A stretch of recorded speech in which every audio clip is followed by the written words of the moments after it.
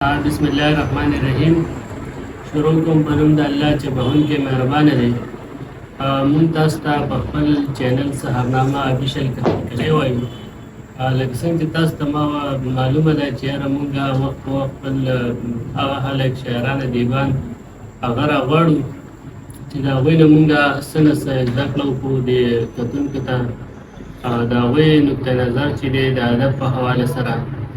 او په نورو حوالو سره لکه څنګه چې تاسو ته پته ده چې ما په یو ویډیو کې د دې وضاحت کړی و چې کوم ستاسو څه تپوس وي نو موږ به دا کوشش کوو چې د هغې جواب تلاش کړو. نو نن را سره مېلمه دی سحر بنیدي، کوم چې د ادب په دنیا کې یو لوی نوم لري. د بام په روزنه کې، د بام په پرمختګ کې د هغوی ډېر لوی کردار دی. لوی شخصیت زمونږ لوی معزز استاد، چونکې زمونږ لپاره خو نن سبا مېلمه دی او موږ به د دوی کمی خامخا محسوسوو او ګورو به چې یاره په کومه طریقه باندې زمونږ وکړی شي چې مونږ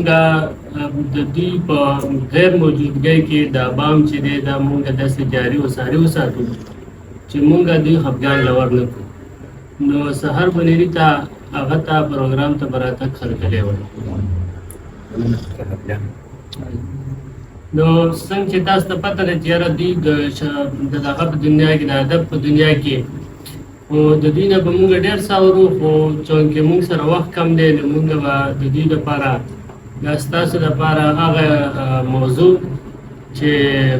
شاید چې د هغې نه ډېر خلک یا خبر نه وي یا د هغوی په هغې باندې تحقیق نه وي، نو ګلوبلایزیشن د دې نه به مونږ اورو چې یاره ګلوبلایزیشن څه دی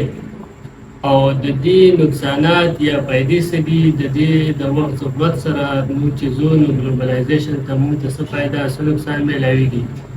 او عام وګړی چې دی هغه د دې نه څومره سفر شوی دی، متاثره شوی دی یا هغه ته څومره فایده شوي ده.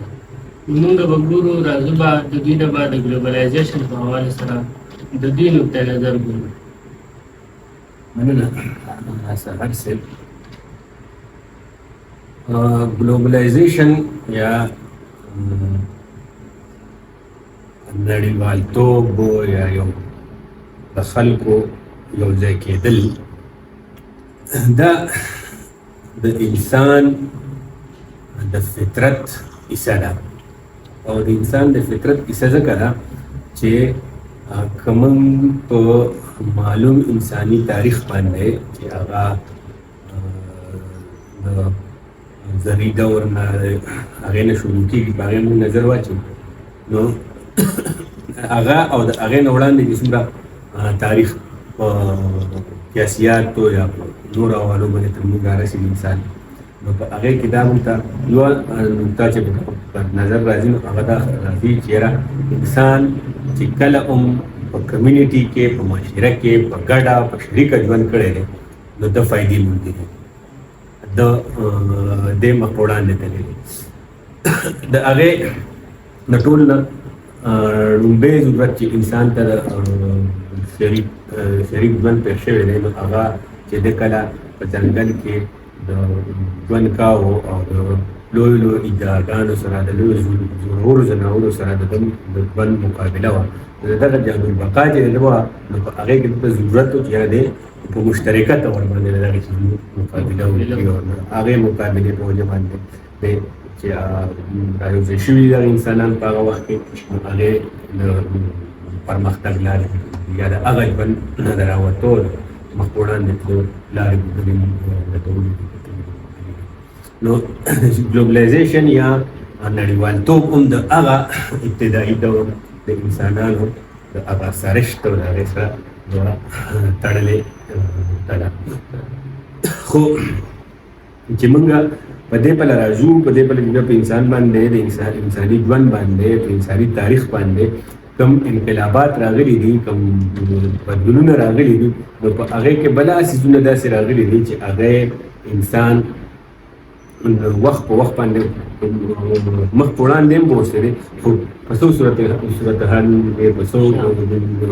واقعاتو سره هغه شاته هم تللی دی. نو اوس چې موږ د موجوده انسانانو دور ته وګورو چې په دې باندې بلا تاریخ تېر شوی دی، بلا دور په دې باندې تېر شوی دی او اوس په عامه دغه باندې په عامه توګه باندې په مارکیټ کې، په بازار کې، په سکول کې، په جومات کې، په حجره کې موږ چې خبرې کوو نو خلک وایي مړه اوس دنیا ګلوبل ده. نو دا خبره چې یاره دنیا ګلوبل ده د دې مطلب څه دی؟ ما په خیال چې د دې د زیات وضاحت نه چې ګلوب څه معنی لري. ګلوب موږ د دنیا د سیاره چې کومه ده ته موږ ګلوب وایو. په دې ګلوب چې کوم خلک اوسي نو هغه د یو بل سره په مختلفو څیزونو باندې په تاریخي حواله لکه زموږ د هغه لومبي دور دغه ورکو حواله ورکو دغسې د تاریخ په ټولو دورونو کې انسانان چې کوم دی هغه کله خطې په یو سر کې دی که په بل سر کې دي، خو په څه نه څه حواله د یو بل سره کنیکټډ پاتې شوي دي. هغې کې تجارتي عوامل، سیاسي عوامل، جنګي عوامل، سیر و سیاح په حواله باندې، د لیټریچر په حواله باندې، د مختلفو حوالو باندې انسانان د یو بل سره کنیکټ پاتې شوي دي. او دا عمل چې کوم دی دا دغه د انسان د جدوجهد او د انسان د هغه بقا یا د هغه د ارتقایي عمل حصه ده. انسان چې موږ په دې باندې کلیر یو، په دې باندې زموږ ذهن مطمئن وي چې انسان چې کوم دی دی چې په کوم ځای کې پاتې کېږي نو دی به په یوه ټولنه کې پاتې کېږي. نو موږ چې بیا دې ته ګورو چې یاره په دنیا باندې د دغه دور نه چې دا تېرېږي نو انسان د مختلفو مرحلو سره مخ کېږي. یوه مرحله پکې دا ده چې انسان په ځمکه باندې د ملکیت دعوه کوي. د دغه ملکیت دعوې سره د انسان ذهن، د انسان سټرکچر، د انسان ټول تصورات هغه سره بدلیږي او دغه سره بیا انسان چې کوم دی نو هغه د ارتقا یا د بقا د یو بل شکل سره مخ په وړاندې ځي او د هغې په وجه باندې بیا انسان چې کوم دی نو وخت په وخت باندې هغه د مختلفو انقلاباتو سره مخ کېږي. د دغې وجه چې کومه ده نو دا عمل چې د انسان سره کېږي یا د هغه مخ په وړاندې ځي نو دا انسان د مختلفو سیستمونو نه، د مختلفو شکلونو نه، د مختلفو نظامونو نه، د مختلفو نظرونو نه تېرېږي. په هغې کې د ګلوب په حواله باندې یا د ټول دنیا د تاریخ په حواله باندې چې موږ د هغې تجزیه کوو نو هغه موږ په درېو دورونو کې ویشو. یو دور ته موږ وایو غلامداري دور چې په هغې کې د غلامانو په ذریعه باندې د کار روزګار او د غیراتو سیستم روان دی. دویم دور ته بیا موږ وایو جاګیرداري دور چې په هغې کې د جاګیر په حواله باندې هغه کیسه چې کومه ده هغه سیستم دی هغه روان دی. دریم دور ته بیا موږ وایو سرمایه‌دارانه دور چې بیا د جاګیردار هلته چې دغه کې غلامداري نظام کې چې کوم غلام و په جاګیردارانه نظام کې هغه کسان یا مزارع ته بدلېږي. جاګیردارۍ کې چې بیا کوم مزارع دی یا کارکوونکی دی، دهقان دی، کسان دی، زمیندار دی نو هغه په سرمایه‌دارانه دور کې بیا مزدور ته بدلېږي. او دا چې بدلېږي د دې بدلون سره په ټول سیستم باندې هغه بیا هغه اثر پرېوځي او هغه څیزونه چې ورسره دي نو هغه سیستمونه، هغه نظامونه، ریاستونو شکل، بادشاهتونه، شهنشاهیتونه دا څه د منځ نه وړي او نوي څیزونه چې کوم دي هغه په منځ مخې ته کړي. نو د دې انقلاباتو نه چې دنیا تېرېږي او هغې کې موږ ګورو نو مسلسل چې یو سیستم بدلېږي نو د بل سیستم سره هغه یو ټسل لري، یو جنګ او په هغې کې مخصوص خلک چې کوم دي هغه مخ په وړاندې دي او نور شاته دي. نو په دې سیستمونو په دوران کې چې موږ راځو او بیا دلته د ګلوبلایزیشن خبره کوو نو د ګلوبلایزیشن خبره بیا موږ دلته چې کوو نو هغه بیا موږ دلته ډایرکټ د سرمایه‌دارانو نظام دغه نه راوباسو چې دې دلته بیا څه خبره کوي. نو په هغې کې دا دوه څیزونه چې کوم دي هغه ډېر زیات اهم دي او چې موږ هغې ته ګورو نو د کارل مارکس یو نقطه نظر دی چې هغه وایي چې سرمایه چې کومه ده دا چې کله سیوا کېږي د حجم سیوا کېږي نو دا په خپله دننه دا د خپل تضاداتو ښکار کېږي او د خپل تضاد پیدا کوي او هغه تضاد چې کوم دی نو هغه بیا د دې هغه ژوند چې کوم دی هغه ژوند راکوي. نو د دې سرمایه‌دارانه نظام یا د کیپټالیست نظام چې کوم لومبۍ تضاد وینو نو هغه مونږ ته په وړو وړو شکلونو کې خو ډېر د مخکې نه هغه تضاد ښکاري خو په غټ شکل کې چې هغه مونږ وینو نو هغه د دنیا په مخ باندې لومبۍ لوی جنګ دی چې 1914 کې شروع شو د 1914 هغه جنګ روان و ټوله دنیا چې کوم هغه پای کې سفر او دویم چې بیا کوم دی بیا هغه دویم غټ جنګ دی چې هغه بیا په 1900 کم څلوېښت په دې کې چې موږ ګورو نو د دنیا د طاقت مرکز چې کوم دی نو هغه د مختلفو وختونو سره ولمون د تاریخ په شاته دورونو کې ګورو هم د دنیا د طاقت یو مرکز پاتې شوی دی په یو وخت ایران پاتې شوی دی یونان پاتې شوی دی نور ملکونه پاتې شوي دي عرب پاتې شوي دي او چې دلته موږ د کیپټالیست دور ته راځو یا دغه ته راځو چې یاره سرمایه‌دارانه سیستم کې بیا کوم تضادات پیدا کېږي په دغه وخت کې د طاقت مرکز کوم دی هغه یورپ ته په یورپ کې بیا خصوصا د برطانیې سره دغه چې کوم دی بادشاهت چې کوم دی یا شمشیریت چې کوم دی هغه طاقت مرکز دی. خو دویم جنګ چې راځي نو دویم جنګ دا کوي چې هغه د دنیا دغه طاقت چې کوم دی د دنیا د طاقت مرکز چې کوم دی نو هغه ماتوي هغه بدلي او د هغې نه هغه یو بل اړخ ته ځي او هغه د دنیا د طاقت مرکز چې کوم دی هغه د کیپټالیست دنیا د طاقت مرکز چې کوم دی نو هغه بدلي امریکا ته ځي. هغسې په دغه لومبي جنګ چې کوم دی لومبی جنګ چې کوم دی د هغې سره چې هغه روان دی نو دغه سرمایه‌دارانه سیستم چې کوم دی هغه د ننني تضاد نه چې کومه څیزونه پیدا کېږي نو په هغې کې یو د روس انقلاب هم دی چې په هغې کې یو سوشلیست انقلاب کېږي او دنیا دوه بلاکو کې تقسیمېږي او هغه دویم جنګ چې بیا کوم راځي نو هغه بیا هغه سوشلیست بلاک چې کوم دی د هغه په خورېدو کې بیا خلک زیات کردار ادا کوي په مشرقي یورپ کې او شاته هندوستان او افغانستان پورې د خطو پورې هغه سوشلیست انقلاب چې کوم دی هغه راسي. سرمایه‌دارانه دنیا چې کومه ده هغه په دې کې دا سوچ کوي چې دا دغه چې کوم دی دا سیستم چې کوم دی نو دا به ودرو څنګه ځکه چې د برطانیې چې د کوم د طاقت اخیستو کومه ذریعه وه کومه نقطه وه نو هغه دا وه چې هغې به کوم قانونه یې جوړولې هغه به په ملکونو باندې قبضې کولې یو قانون یې سیسټم یې راغی او هغه ته چې هغه باندې قبضه وکړه هغه خام مال به هم د هغه په لاس کې راغی د هغه منډایي به هم د هغه په لاس کې راغله او د هغې نه پیدا کېدونکي وسایل او بیا د هغې یوټیلایز کول او بیا د هغې خرڅ چې کوم نو هغه د هغې په اختیار کې نو د هغې لپاره به هغې بیا بلا څیزونه چې کوم دي بلا طریقې بلا کارونه بلا محکمې جوړول مختلف څیزونه جوړول دا به د هغې په ذمه باندې و چې د هغې خپل سیسټم د هغې په ذریعه باندې چلاو او د هغې لپاره لږ موږ مثال په طور دا وویلو چې دلته هندوستان ته چې کله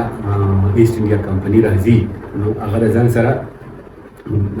چې راځي نو هغه په یو شکل کې راځي بیا چې دلته هغه قبض کېږي د هغې بل شکل کېږي او بیا په مزه د هغې هغه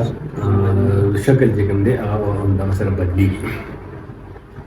امریکا چې کومه وه هغه چې په دویم لوی جنګ چې کوم دی په دې کې چې دا کله برخه اخلي نو دا په دې څیزونو باندې سوچ کوي چې که مثال په طور زه دا د طاقت مرکز ځان ته راړم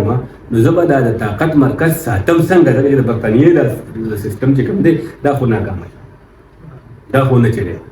خو هغه خبره خلاصه شوه دوه جنګونه را پیدا کړل انسانان یې مړه کړه نو په دې کې د تلو هغه توان چې کوم دی هغه مخې ته نشته شاته پسې د سوشلیست انقلاب شوی دی نو ما له داسې څیزونه پکار دي چې شاته دا سوشلیست انقلاب ومودرم د دنیا مرکز را سره وي او مخ په وړاندې ولاړ شو نو هغه یو د قبضې یو نوی شکل مخې ته کېښود او نوی شکل چې کوم کېښود نو هغه یې داسې کېښود چې یاره زه به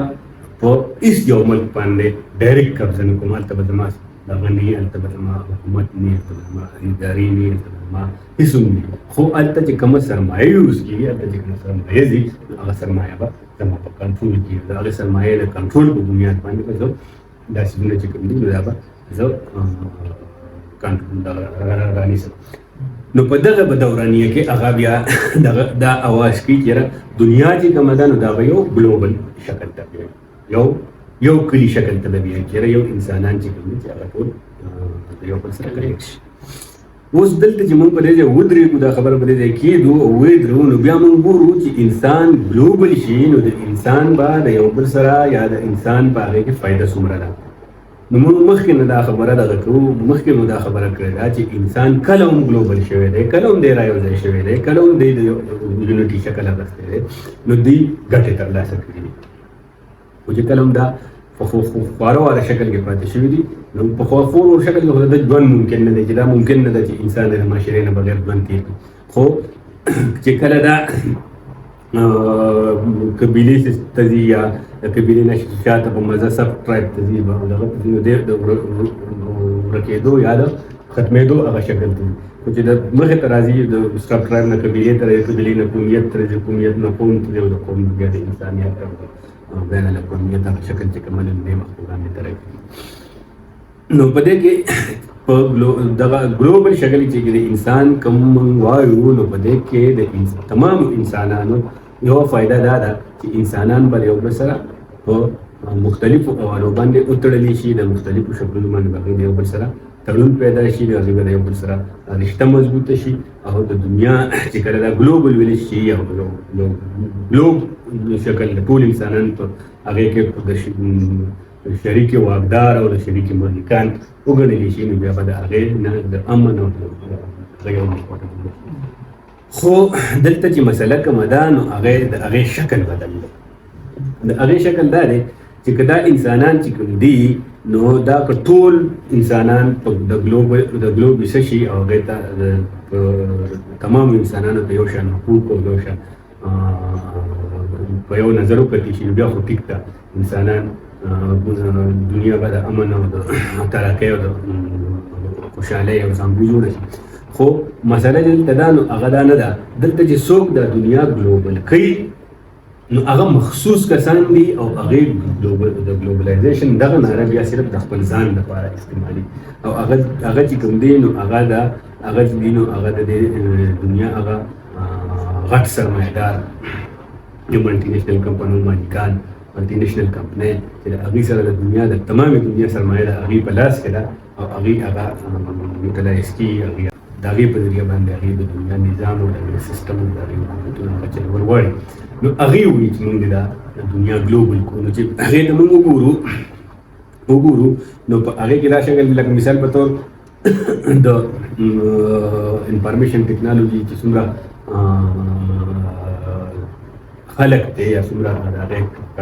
کارکوونکي دي غټ په غټه سطح باندې نو هغې ته د دنیا په دنیا کې د ګرځېدو ازادي ده هغه د دنیا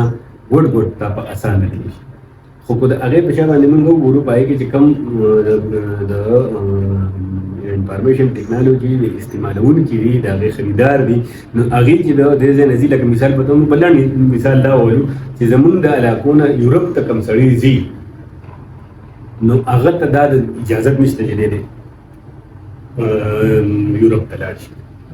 هغه به د یو اوږد پروسس نه تېرېږي نو که په هغه اوږد پروسس کې هغه کامیاب شي نو دی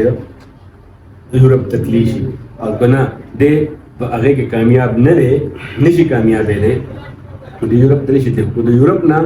یورپ کوم سړی چې کوم دی نو هغه د شپې په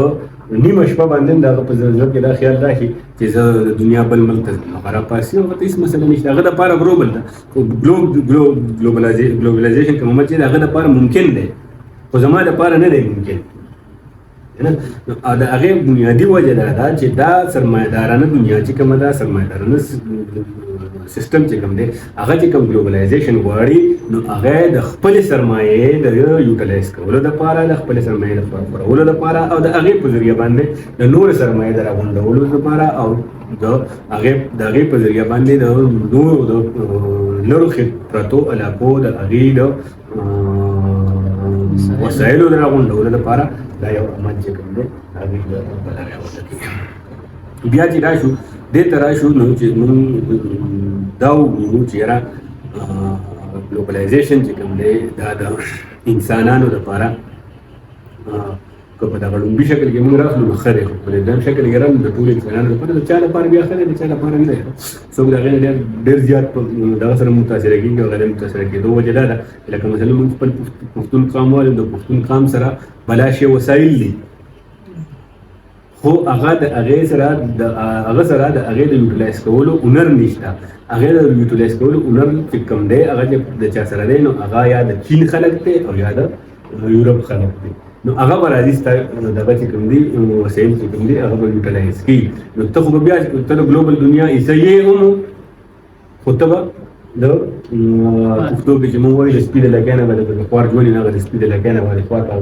ګلوبل دنیا کې باندې د سپي د لکۍ نه خوار ژوند تا چې کوم بې هنره ساتي یا بې علمه دې ساتي یا د دغې وسایلو د یوټیلایز کولو د هنر نه دې لرې ساتي. نو په دې کې هم د دغه د ملټي نیشنل کمپنو د دغه سره د ملټي نیشنل کمپنۍ سره چې دلته د هغې کوم دلالان دي د هغې کوم کارنده دي نو هغه سره په دې عمل کې شریک دي. ځکه چې موږ دلته وګورو لکه مثال په توګه زموږ MP دی نو زموږ MP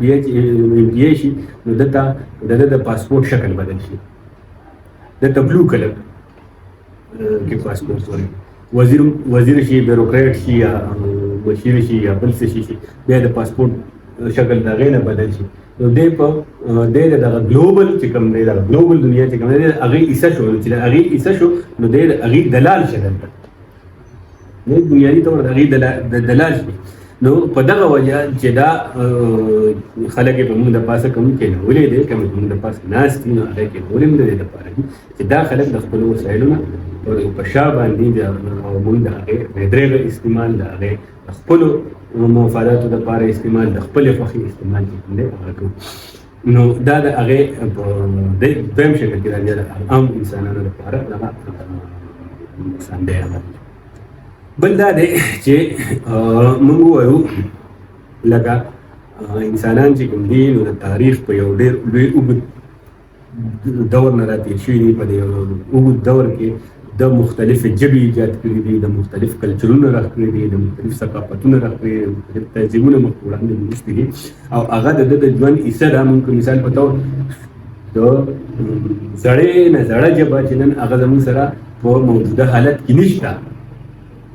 زموږ سره نن هغه په موجوده حالت کې نشته. هغه ژبه هغه مړه شوې ده، په هغې باندې زرګونه کاله تېر شوي دي، هغه ژبه مړه شوې ده. خو د هغې ژبې بچي چې کوم دي نو هغه زموږ په ژبه کې نن هم موجود دي. که موږ د خپلې ژبې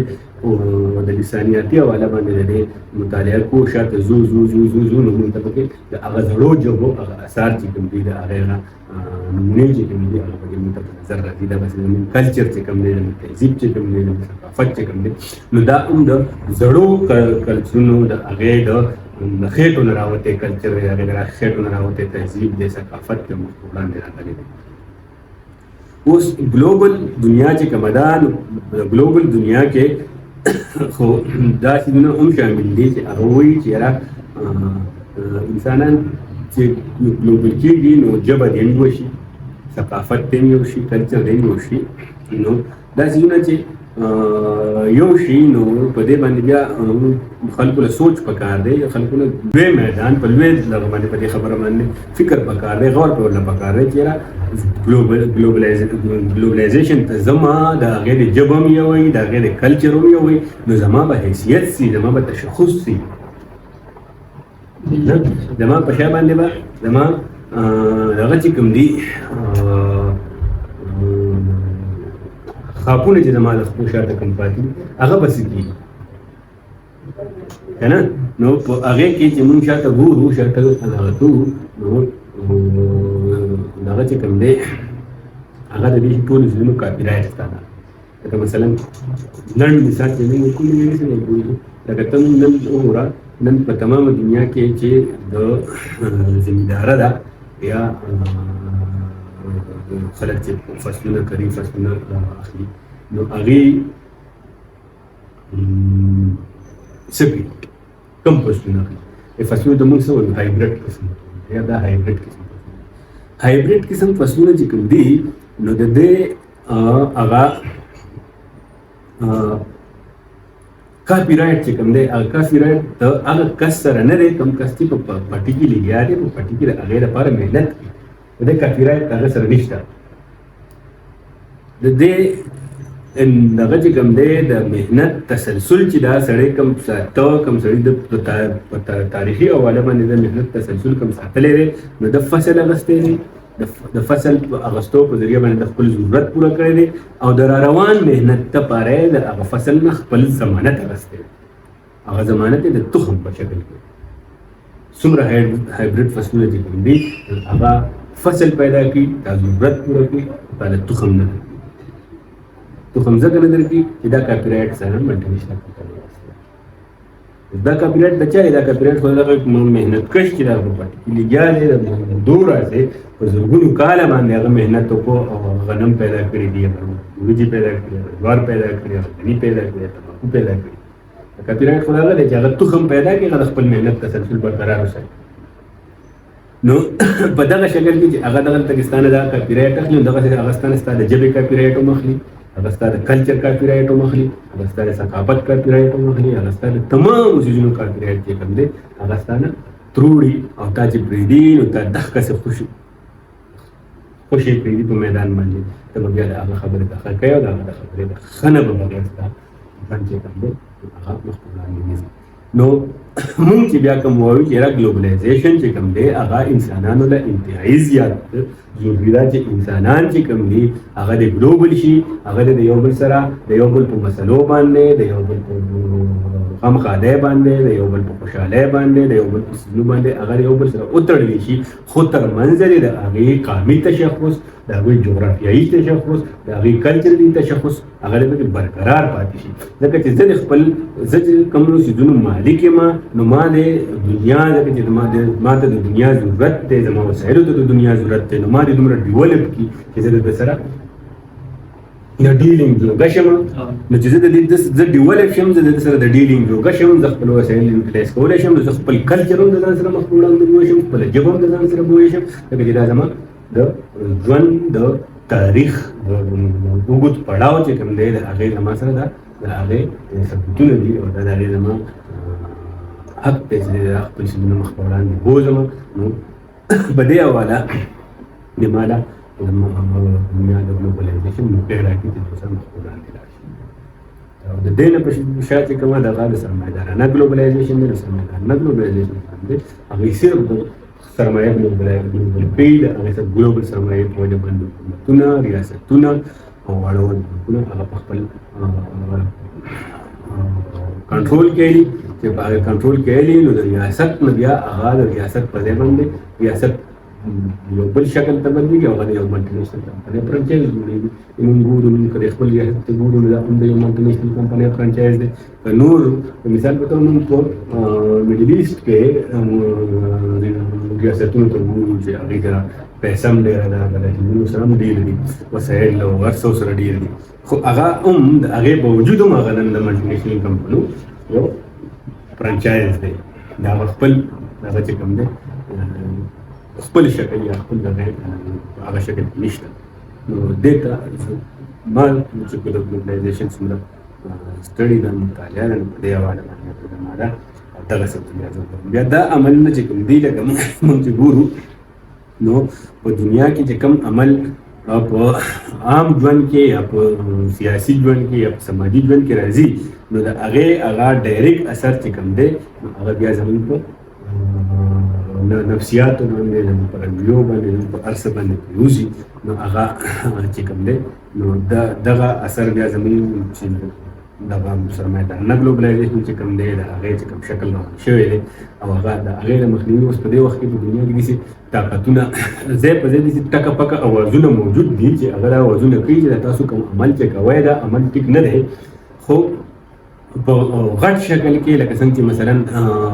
د نن د وړاندې سوویت یونین یا سوشلیست روس چې کوم هغه په یو شکل کې موجود و چې هلته سرمایه‌دارانو دنیا کوم وراني کولو هغه به یو اواز کاوه چې نه دا عمل زه نه منم ماته قبول نه دی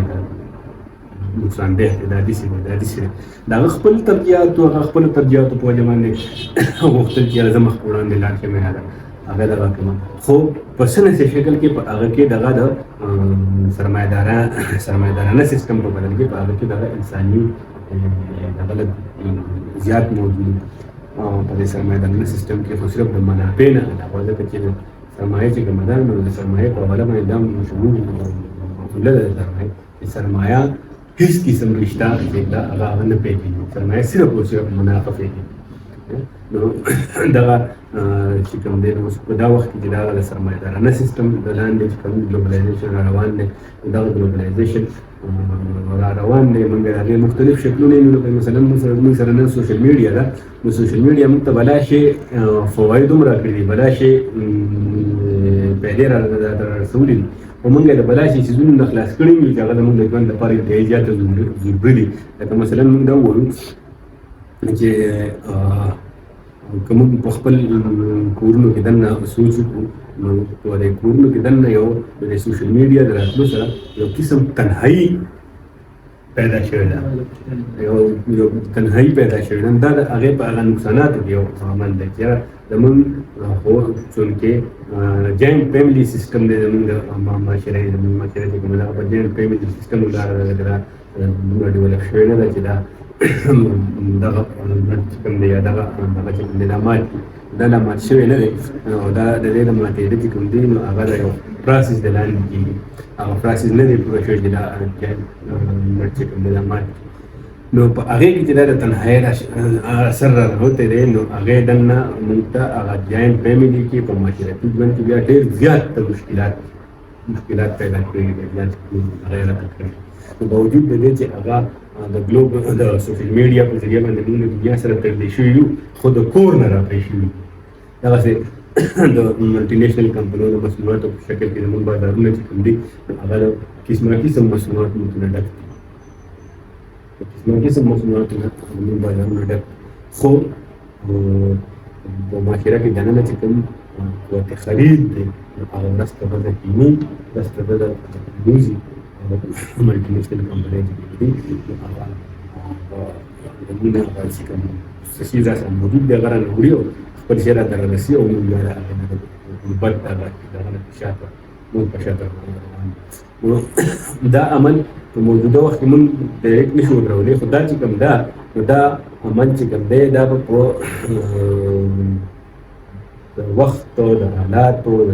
تقاضو د ضرورتونو مناسب به په دنیا کې یو داسې ډله پیدا کېږي چې دا سرمایه‌دارانه ګلوبلایزیشن چې کوم دی د دې نقصانات چې کوم دي ګلوبلایزیشن بس شیز نه دی ګلوبلایزیشن د انتهایي زیات خصم دی خو د سرمایه‌دارۍ د لاندې راتلونکی نه دی د سیستم د لاندې راتلونکی سرمایه‌دارۍ چې کوم دی هغه څوک پیدا کېږي او دا عمل چې کوم دی ډریټ یا د هغې په کتل کې یو انسان دوسته ګلوبلایزیشن چې کوم دی بل شکل چې موږ نو هغې کې یو شکل یو شکل خو نه دی خو زه یو خبره کوم چې کوم خلک د ګلوبلایزیشن دا وګیر دي د ګلوبلایزیشن خبره کوي نو په هغې کې که موږ وګورو نو چې ته دا خبره بار بار کوو یاره دنیا ګلوبل ده دنیا ګلوبل ده نو په دنیا کې بیا دا کرښې ولې موجود دي او زموږ خصوصا مثال په طور افغانستان شو پاکستان شو ایران شو انډیا شو چین شو دا خو شاته دې بله پراته ملکونه دي او د دوی د یو بل سره مسایلې دي یو بل ته کرښې راښکوي ته دغه مسلې پټې مسلې خو د یورپ په حواله باندې په یورپ کې دننه چې موږ وګورو په یورپ کې دننه هم کرښې موجود دي که هغه په هر نمونه په هر شکل کې خو کرښه موجود ده کرښه پکې موجود ده اوس د هغسې شکل نه دی لکه کوم چې لاین اف کنټرول یا د واګا بارډر یا د تورخم د کرښې یا د ایران سره د ماده کرښې دا د دې کرښو چې کوم حیثیت دی یا کوم شکل دی کوم لرونکی شکل هغسې نه دی خو موجود خدا نه چې موجود ده نو د دې مطلب دا چې یورپ چې کوم دی دا هم له ګلوبلایزیشن ته هغه په بنیادي ډول باندې تیار نه دی نو پکار ده چې کوم خلک د ګلوبلایزیشن دعوه کوي نو چې هغه لومړی دا دغه وکړي د انسانانو ترمنځ د کرښې نه وي انسانانو ترمنځ ګرځي نه دا د ویني انسان چې هغه دلته انسان دی دلته مهنت کوي چې د دنیا بل څه په ځای ته مهنت کوي دغه د ازادي اصلي دغه د راتلو ازادي اصلي د تحفظ اصلي دغه د سہولیات اصلي دغه د فیسیلیټیز موجود دي دا عمل دویم دا چې موږ وایو چې دنیا ګلوبل ده نو دنیا ګلوبل ده نو دنیا چې ګلوبل ده نو دا بیا د امن ګهواره ده بیا د امن زنګو ده دنیا د دومره اسلحه ولې پرته او بیا نن چې موږ نن ناس یو نو نن هم دنیا لګیا ده چې د نوې اسلحې د جوړولو په هڅه کې ده نه جدید اسلحه که ته جدید اسلحه جوړه نو ته ګلوبل نه ته نن هم دغه که د قبایلي قومیتونو د نورو کیسونو راوته که ته نن هم د یارې سره مخ شې او دا یاره چې کومدان دا پتا به نسی شي راغله دا پتا باندې دغه د سرمایې دا په زور باندې د خلکو د جیب نه د خلکو مهنت د خلکو پیسې د خلکو وسایل راټولولو یاره پتا باندې وره نو د هغې په یاد د هغې د یارې د وجې نه چې کوم دی نن هم ناست دی نو دا مختلف شکلونه چې کوم دي دا د پروفیشن دا وخت سره په دې هغه فایټ شکل ښه شکل انسان دوسته شکل چې کوم دی هغه به مخې ته راځي او د هغې سره به دنیا چې کوم دی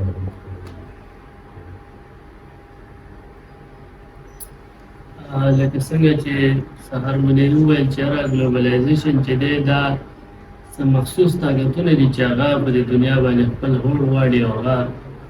نه غواړي چې هغه داسې د دومره خور شي چې هر سړی دی هغه زموږ مقابلې لپاره یا زموږ سره اوږه په اوږه ودرېږي